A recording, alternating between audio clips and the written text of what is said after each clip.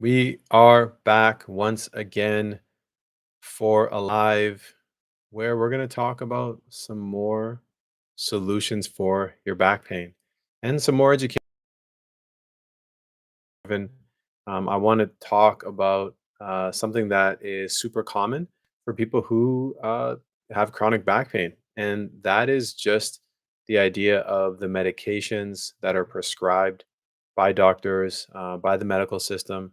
And so I want to provide a bit of guidance here for those who might be taking specific drugs, whether they be prescription drugs or not, uh, and don't necessarily know exactly what the benefits are, what the risks are.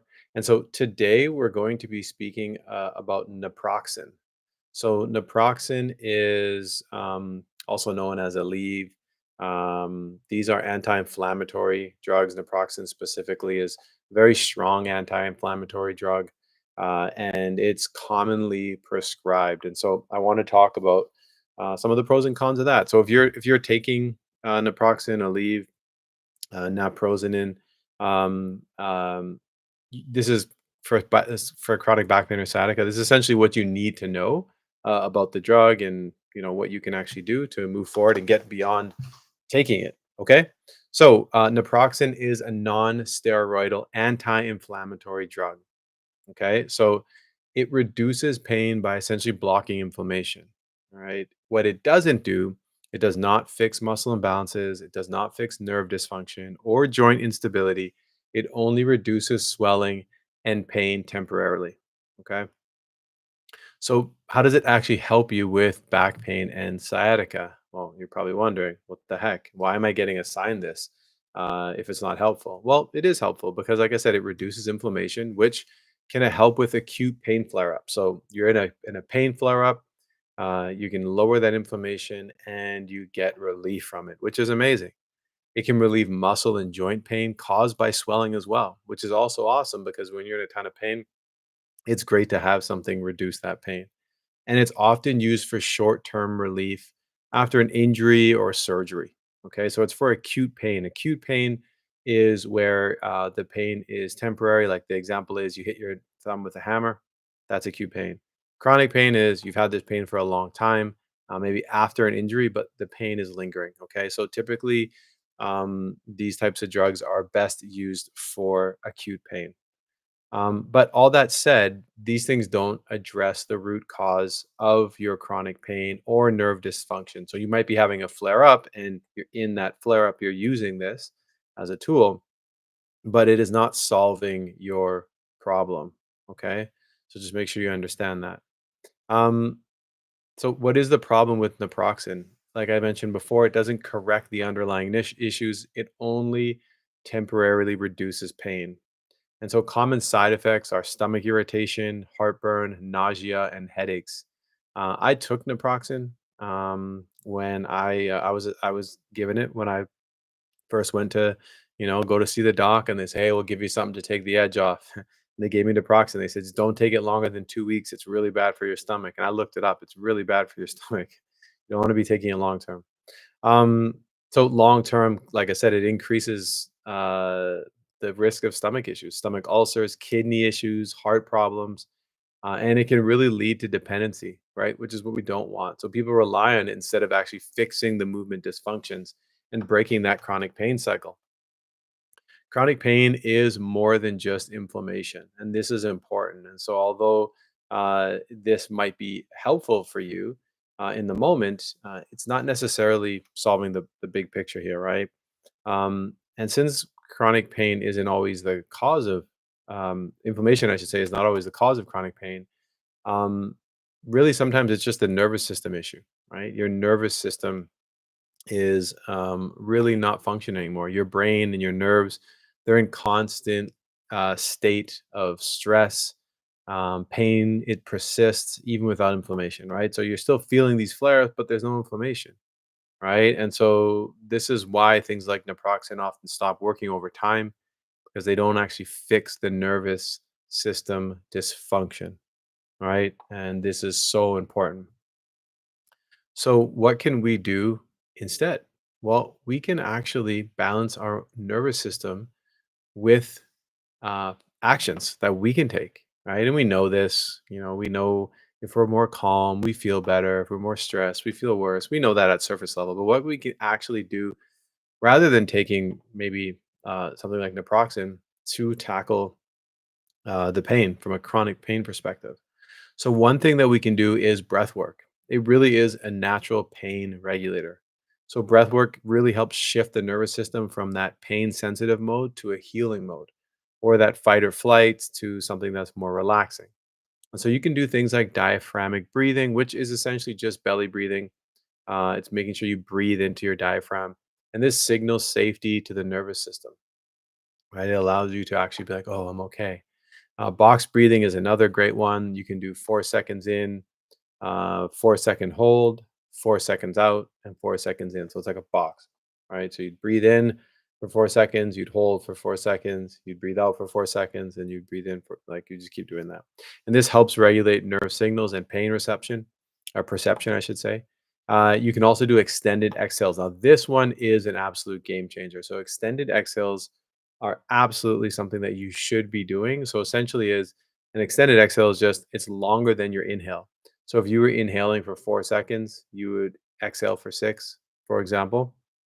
And what this does is it activates the vagus nerve. And the vagus nerve is responsible for so much. But in this case, what you're going to get is a reduction in nerve sensitivity. Okay, and that's big time. Um, if you're able to just simply modify the way you breathe, and you're able to actually modify your pain perception and and reduction in nerve sensitivity, that's a game changer.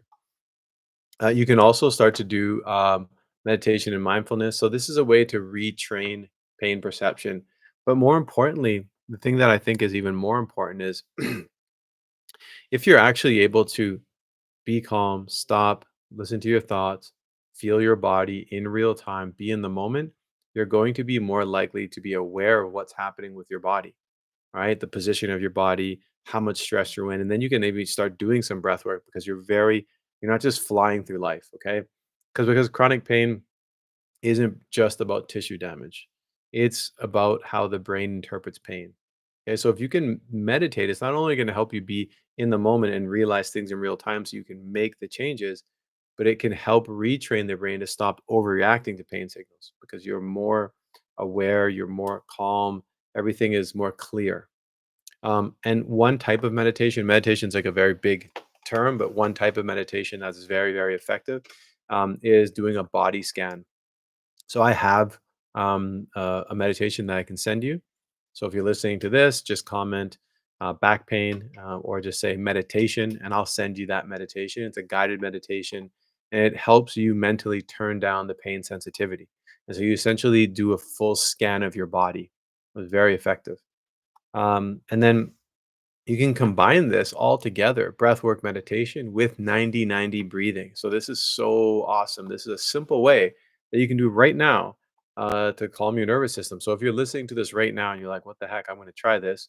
What I want you to do is lay on your back with your legs elevated on a chair. So your hips and knees are, pardon me, your hips and knees are at 90 degrees. And you're going to breathe deeply into your belly, keeping your rib cage and your chest relaxed. Just fill up that belly nice and big. It's going to take pressure off your lower back. It's going to relieve that any sciatic nerve irritation you have or back tension. And it's going to encourage proper breathing mechanics. And it activates that vagus nerve we talked about. And for a bonus, you can do some meditation and a body scan there. And if you do that, you start with your breathing, focus on that diaphragmic breathing, put your hand on your stomach and just breathe into it. And then after that, you can do a guided meditation that focuses on a body scan. And I bet you, after you do that, you're going to feel so relaxed and your pain will have gone down a lot. Okay, so give that a try. Another thing is heat and cold exposure. So this kind of acts to reset your nervous system. So heat therapy relaxes muscles, it increases circulation, and lowers tension-driven pain. And then cold exposure on the other side, like cold showers, ice baths, they stimulate the vagus nerve, they reduce nerve sensitivity. And then you can do contrast bathing, which is alternating between heat and cold, and that helps reset pain reception. Now, again, with this, I've seen hit and miss with some people. Some people, they're like, yeah, it's awesome. Like sauna's the greatest, and my cold plunge is awesome. And then other people I've seen not have that type of benefit, and for them, it's not a plus. So what I encourage you to do is just give it a try and see if it's something for you. If you're not someone who does very well in intense situations, jumping into a cold tub might not be the best thing for you, but maybe a sauna is a good thing, and you can give that a try, right? Um, okay, so the big thing here to be able to really get ahead and fix all this for the long term is focusing on movement and strength training. This is kind of like that missing piece, right? So you can be doing all the other things. You get the breath work, you're lowering your pain sensitivity, you're starting to feel better, you're doing some hot cold therapy, you're doing the 90-90 breathing. You know, well, what's next? Well, when we're thinking about naproxen doesn't fix weak muscles, joint imbalances, or poor movement patterns. Mindfulness, on the other hand, it mindful movement, I should say, it builds confidence. So it reduces chronic pain by calming your nervous system. So we can do somatic exercises and mobility drills to retrain the body and move without triggering pain. So somatic exercises are based off somatic healing practices. And they're just exercises that are very intentionally and slow. But you, first of all, get your mind in a place where you understand you're not hurting yourself and you talk to yourself. And I have a somatic protocol. So if you want that, just mention somatic. I'll send it to you. Or I'll give you a link where you can go get it. In addition to that, you want to do strength training that restores normal function and builds long term resilience. That's super important, right? It has to be something that actually builds you up. If you're just going to the gym and you're just doing a bunch of bicep curls, yeah, I mean, it's not the worst thing in the world, but is it actually helping you restore normal function? Right? That should be important. And it should be focused on long term, should be progressive, where you can take it and progress the movements. And then lastly, building a mind body connection. So moving safely teaches your brain that pain does not equal danger. That's super key. And you can listen to your body by practicing somatic exercises, by learning how to breathe, by doing the meditation. These things allow you to develop the skills to actually learn how to listen to your body and then in turn be able to do the mind body connection, which all comes together, right? It's so important. Um, so realistically, naproxen can be useful in short stints, meaning if you use it just during acute phases, but it's temporary relief and it does have side effects. Whereas breath work, mindfulness, movement, 90-90 breathing, cold hot therapy, these things equal long term relief. They do not equal side effects, right? These are things that you can incorporate into your life for the rest of your life, and they're going to bring you benefit and they're going to stack. It's going to be like this positive momentum. Whereas taking drugs, great for the moment, it doesn't stack long term. It's great at first, and it just goes down from there. These other things like breath work, mindfulness, movement, 90-90 breathing, cold heat therapy, long term relief, these things they scale up and then you get better and better, right, with these. Okay. So if you want to break free from chronic pain, you want to learn how to heal your body naturally and reduce nerve pain the right way, just comment or DM back pain, and I will send you my free training back pain solution. So you can comment on this video. If you're watching this on Instagram or you've messaged me on Instagram, I want you to comment there, and I will send you the free training. Okay. You can also follow me on Instagram at Darcy Coss. It's DARCYCOSS. And I will send you all of my free resources. All right. I am out of here. Until next time. Peace.